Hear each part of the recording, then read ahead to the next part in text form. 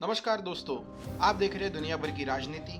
आशा करता हूँ कि आप सब अच्छे होंगे। आज हम बात करने वाले हैं एक ऐसे मुद्दे पर जिसने लोकसभा चुनाव 2024 में कांग्रेस और विपक्षी दलों की एक नैरेटिव को सेट करने में बहुत मदद की।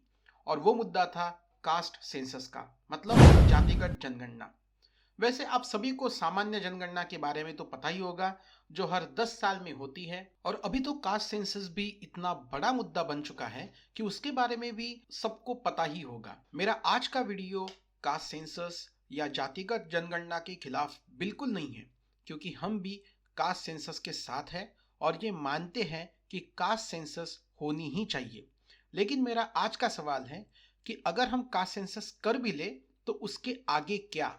क्योंकि जिस तरह हर एक पार्टी कास्ट सेंसस के साथ है और इस मुद्दे का विरोध बिल्कुल नहीं कर रही है, इसका साफ मतलब है कि आज नहीं तो कल कास्ट सेंसस और जातिगत जनगणना तो होने वाली है। लेकिन असल मुद्दा तो तब आएगा जब इस जातिगत जनगणना का रिपोर्ट बाहर आएगा। उसके बाद उस रिपोर्ट से आखिर हमारी पॉलिटिकल पार्टीज क्या हासिल करना चाहती है। खास तौर पर यह सवाल मैं उन कांग्रेस और विपक्षी पार्टियों से पूछना चाहूंगा कि जब वो इतना बढ़ चढ़कर जातिगत जनगणना कराने के बारे में बोल रहे हैं, तो वो जातिगत जनगणना कराने के बाद ऐसी कौन सी नई नीतियां लागू कराने के बारे में सोच रही है जिसका फायदा हो सकता है। मान लीजिए कि आपने कास्ट सेंसस कराई, उसके बाद में आपको अगर ये पता चलता है कि शेड्यूल कास्ट के रिजर्वेशन के अंडर आने वाली 56 कास्ट में से 20 कास्ट का लोगों का सामाजिक स्तर का उत्थान हो चुका है, तो क्या आप ऐसी कोई नीति बनाएंगे कि उसमें शेड्यूल कास्ट रिजर्वेशन के अंडर ही सब कैटेगराइजेशन हो पाए, या फिर कोई ऐसी नीति बनाएंगे जिसमें क्रीमिलियर की सीमा अलग होगी, खास करके उन जातियों के लिए जो अभी ओबीसी के अंदर आती हैं और उनका प्रतिनिधित्व उस दायरों में नहीं बढ़ा है जितना बाकी कुछ ओबीसी जातियों का बढ़ा है। खास करके चाहे फिर वो शैक्षणिक हिस्सेदारी में हो, या फिर आपकी राजनीतिक हिस्सेदारी में हो, या फिर आपके सोशल स्टेटस में हो। तो ये सबसे बड़ा सवाल है कि आप उस कास्ट सेंसस के डेटा का करने क्या वाले हैं। अब कुछ लोग इसको इस तरीके से बोलते हैं कि भाई जिसकी जितनी भागीदारी उसकी उतनी हिस्सेदारी।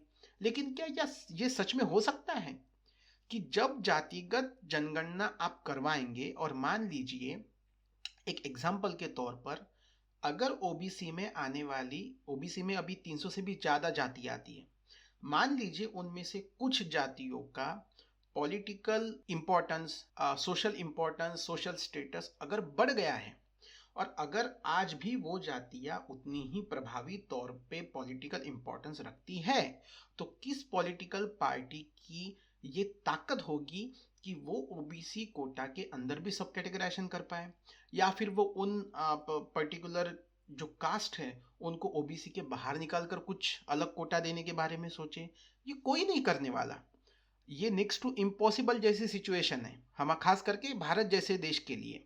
और जबकि ये हम सब मान चुके हैं कि आरक्षण की सीमा तो बढ़ नहीं सकती, तो आप ऐसा तो नहीं कर सकते कि ओबीसी के अंडर आपने किसी कास्ट का जितना प्रेजेंट रिप्रेजेंटेशन है उसके हिसाब से आपने उसी पर्टिकुलर कोटा के अंदर सब कैटेगराइजेशन करके उसको आपने उतना प्रतिशत हिस्सेदारी दे दी।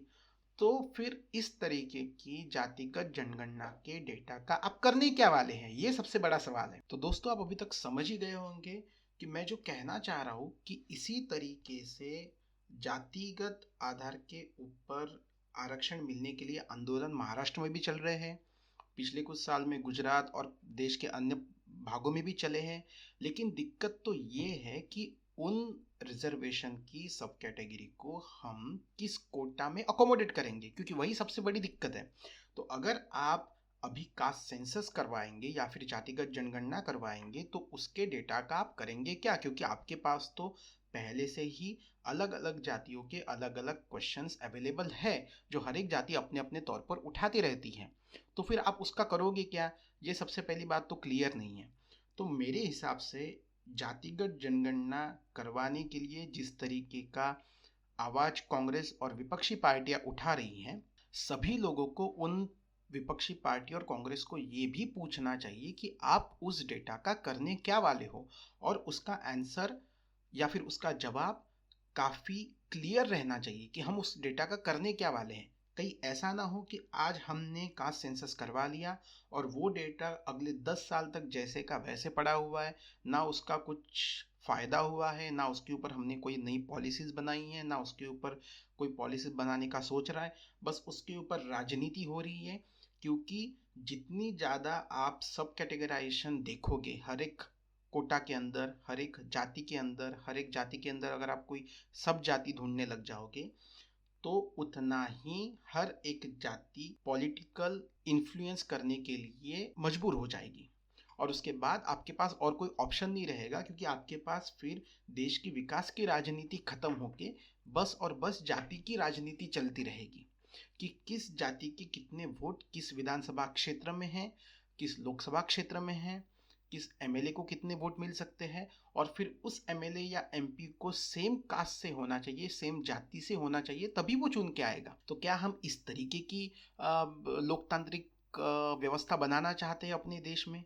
तो मुझे तो ऐसा लगता है कि हमें जातिगत जनगणना का समर्थन करना ही चाहिए, लेकिन उससे भी पहले हमें सभी पॉलिटिकल पार्टियों से ये पूछना चाहिए कि आप किस पॉलिसीज को लागू करने में इंटरेस्टेड है। अगर पॉलिटिकल पार्टीज पॉलिसी लागू करने में इंटरेस्टेड नहीं है, तो फिर जातिगत जनगणना का कोई सेंस ही नहीं है। अगर उनके पास कुछ पॉलिसीज है जो वो लागू कर सकते हैं, तो फिर जातिगत जनगणना और कास्ट सेंसस की बात उठनी चाहिए, कास्ट सेंसस होना चाहिए, और तभी उसका फायदा बड़े तौर पर भारत जैसी एक बड़ी लोकतांत्रिक व्यवस्था रहने वाले देश को होगा। ऐसा मेरा मानना है दोस्तों। आपकी इसके ऊपर क्या विचार है? कृपया करके कमेंट बॉक्स में ज़रूर अपने विचार बताइए, क्योंकि मुझसे भी गलती हो सकती है, तो कृपया अपने विचार ज़रूर रखिए। और मैं आशा करता हूँ कि आप लोगों को मेरा ये वीडियो पसंद आया होगा। तो कृपया करके चैनल को सब्सक्राइब करें, वीडियो को लाइक करें, शेयर करें, और कमेंट बॉक्स में अपने विचार ज़रूर रखें। धन्यवाद मित्रों। जय हिंद, जय भारत।